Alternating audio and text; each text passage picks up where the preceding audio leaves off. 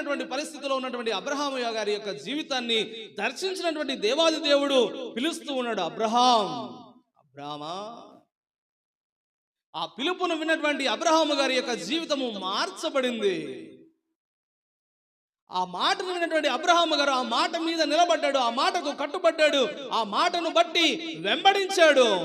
తాను ఎరగని ప్రాంతమునకు ప్రభువు నడిపిస్తాను అన్నప్పుడు ఎక్కడికి వెళ్ళాలో తెలియకనే, ఎరుగకయే దేవుని మాటకు లోబడినటువంటి అబ్రహాము విశ్వాసమును బట్టి అతడు ముందుకు వెళ్ళాడు.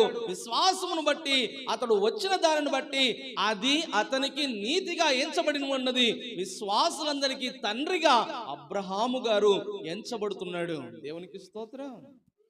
కారణం విశ్వాసములో నుండి అధికమైనటువంటి విశ్వాసం. ఏనాడే కానీ విశ్వాసంలో చెదరిపోలేనటువంటి వాడు, కృంగిపోయినటువంటి వాడు, ఎన్నో బలహీనతలు ఎన్నెన్నో ఎదురైనప్పటికీ కూడా దేవుని యొక్క నామమును అతడు దేవుడే అతన్ని పరీక్షించాలి అని తన కుమారుణ్ణి కూడా చంపమని బలివమని చెప్పినప్పుడు కూడా దేవుణ్ణి అందే విశ్వాసం ఉంచాడు. కానీ కుమారుణ్ణి ప్రేమించినప్పటికీ కూడా దేవుని భయము పోలేదు, దేవుని యందు విశ్వాసము పోలేదు. విశ్వాసము అధికమైపోయింది.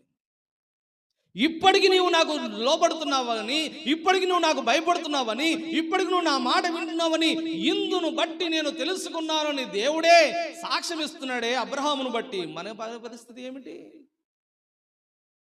మన పరిస్థితి ఏమిటి?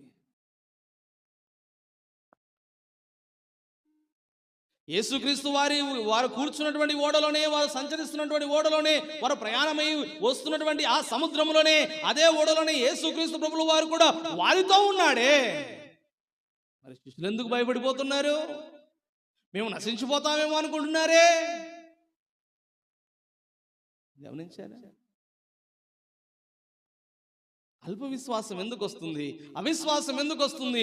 వెనకడుగు జీవితం ఎందుకు వస్తుంది? అంటే నీ విశ్వాసము స్థిరమైనది కాదు. నీలో స్థిరమైనటువంటి విశ్వాసము లేదు. విశ్వాసము లేకుండా దేవునికి ఇష్టలైనట అసాధ్యమని ప్రభువు సెలవిస్తున్నాడే. నీవు విశ్వాసముగా ప్రభువునకు భక్తిలో, ప్రార్థనలో విశ్వాసముగా నువ్వు లేకపోతే నువ్వు ఎలాగా ఫలిస్తావు? ఎలాగా ఎదుగుతావు?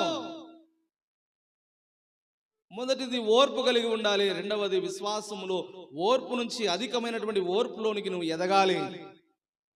సహించేటువంటి గుణము నీలోనికి రావాలి. రెండవది విశ్వాసమందు నీవు అధికముగా నీ విశ్వాసం అనేది ఎదగాలి. విశ్వాస మూలముగానే నీతిమంతుడు జీవిస్తాడు.